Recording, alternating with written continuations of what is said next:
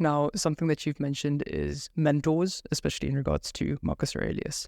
And so I'd really like to ask you, who are some of your mentors and what lessons have you learned from them? So Marcus Aurelius, when it comes to realizing that you are not special, he has a particular quote that says, anything that's happening to you is an experience that's natural to all human beings. So that ties into the fact where you can take responsibility for any point you are in. Whether even if you feel like you have been cheated by the world, even if you feel that you have been done wrong, you accept responsibility and accept that anything that is happening to you is natural. It's something that can only happen to other human beings. And you can take solace in the fact that you're most probably not alone. And obviously balancing ego and humility is where I look to Marcus Aurelius. In terms of mindset, I look to John Gabb for your higher purpose, understanding your fundamental belief structure, phrasing your goals in such a manner that they align with your higher purpose and you understand your deep reason why. That becomes an amazing motivator. Jordan Peterson for the way he speaks, the way he thinks, how he phrases his answers, the way he uses his tongue as a weapon in the modern day. He also has an amazing quote, but he leans on quite heavily in his lectures. Those who have swords but keep them sheathed will inherit the world. And I believe that is a metaphor in the current day to your weapons being your words, your eloquent speech, how you can handle yourself in conversation.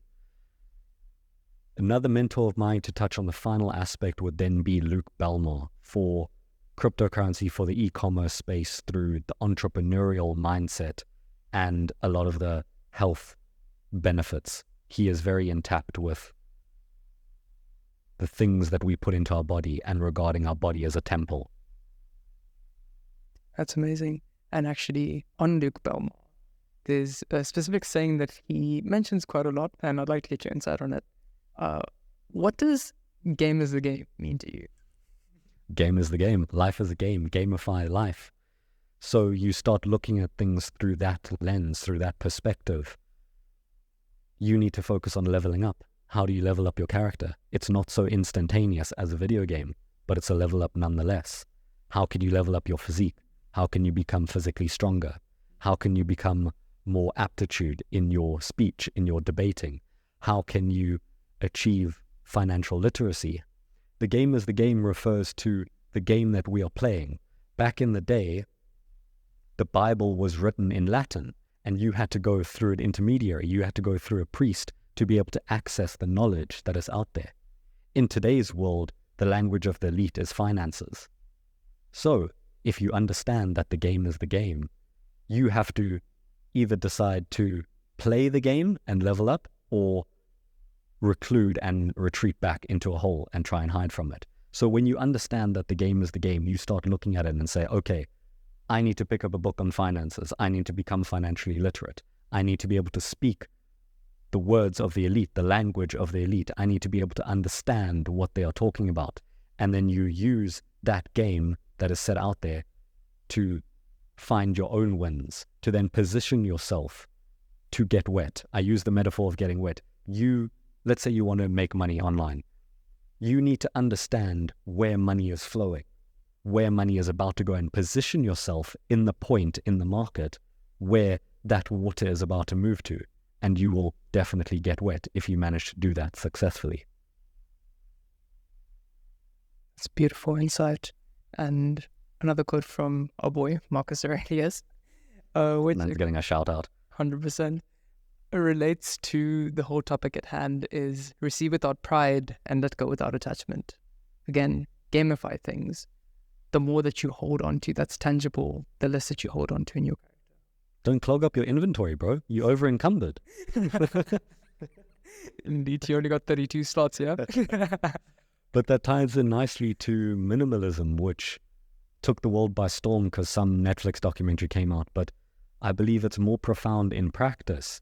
it also then you have to realize that it takes up mental space as well. All these physical things, all these headaches, you need to decide what is worth cluttering up your mental space for. You can choose to have multiple homes, to rent them out, to do arbitrage in the real estate industry, but then you also have to realize that you have to then constantly think about managing these places, even if you put people in place to manage them. You need to always think of what I like to call deferred costs, opportunity costs as well. So most people would look at a TV and they would see a new TV and they would just see the price of the TV. I now see the price of the time I have to spend sitting in front of that TV, watching that TV, and what the ROI could have been if I focused on revenue generating streams. So that's also, it's about gamifying everything. You look at something for its attributes and how it will affect your character, your player. I love that analogy. And well, with this whole analogy of game as the game and obviously maximizing ROI and getting the best out of everything, do you believe that there's space to wind down, take a chill pill? Yes, 100%. I believe it's important, but you also need to realize that you have your deep reason why and you need to work towards it. And I can only speak from personal experience, but if I take too long of a break, I then fall into a negative spiral of self-criticism, critically saying to myself, why are you not moving towards your goal where you know you should be? And you have this voice in the back of your head. So downtime is definitely necessary, especially for people that are prone to overworking. Yes, but I do believe everything in moderation. And there is a time in life for everything. You need to understand what the season of life is, what the current season of the game is. Is it level up season? Is it make money season? Is it grow your relationships with your family? You need to differentiate what stage you are at in your life. Fantastic. Thank you for the insight. Of course, man. So another quote by Luke Belmar pertaining to the game as the game is, successful people will tell you that they are self-made. Unsuccessful people won't, except they are both self-made. So true.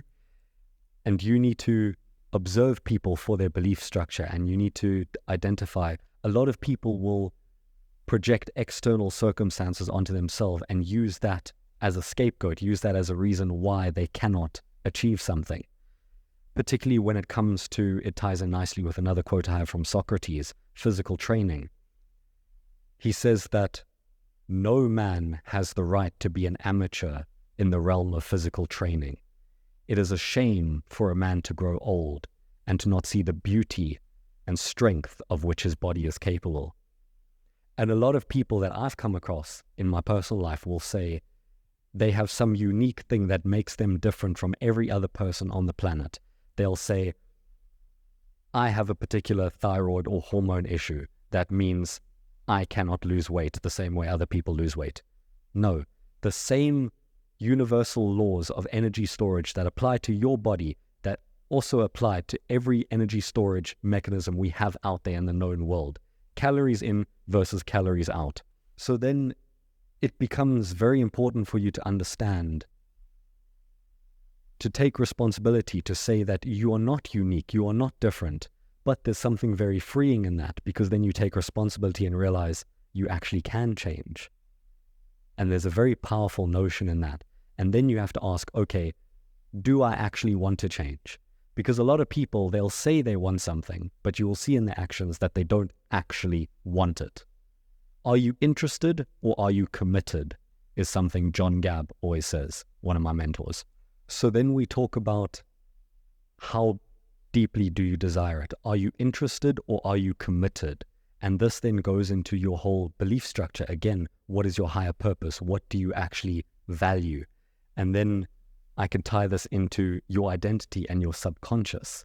So you need to then identify as the person that does these things effortlessly. I got to pose a question to you. How would you define identity?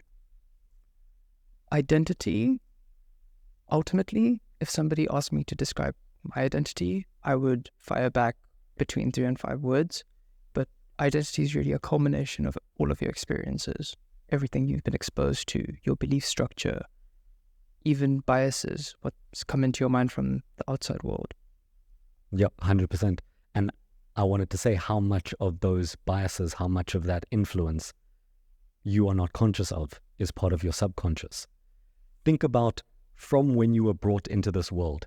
You were given a name, you were given a nationality, you were given a gender, a color, you were given a social security number, you were given a passport number and identity number.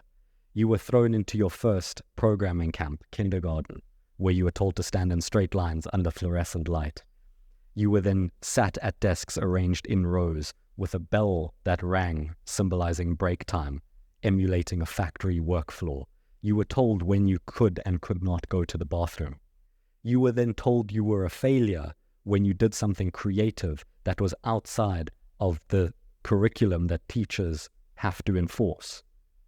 And this whole idea of identity, you need to analyze your own belief structures and ask yourself, do they still serve me? Because you need to realize the difference between beliefs that serve you and beliefs that don't serve you anymore. So this is an exercise at home. Get a pen and paper, draw a line in the middle. On the left-hand side, write down your current beliefs that you hold pertaining to a certain goal that you want to move towards. Let's use health and fitness, the idea of your body being a temple. So you want to achieve a certain goal or a certain fitness level or just optimize your health.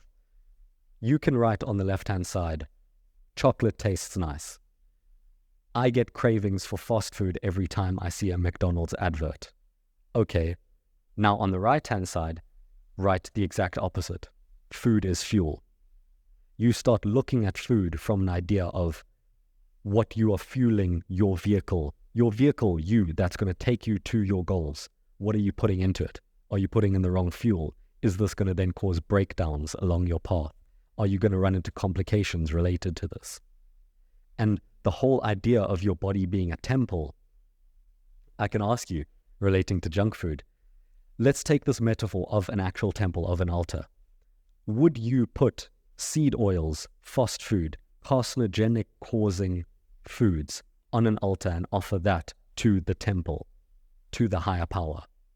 I would hope that even if you did, that it would be rejected. In the same way the Bible states that if you do not take care of the temple, God will destroy it. In the same way that your body will physically start self-destructing when you put the wrong fuel in it, when you do something that goes against it naturally. You develop carcinogens, cancer-causing. You have a state of lethargy. You have brain fog. You have illnesses. All of these are culminations of something wrong with what you are currently putting in your body. And I have a study that I like to bring up. Professor Rosalie David said, in industrialized societies, cancer is second only to cardiovascular disease as a cause of death. But in ancient times, it was extremely rare. Nothing in the natural environment that can cause cancer. So it has to be a man-made disease, down to pollution and changes in our diet and lifestyle.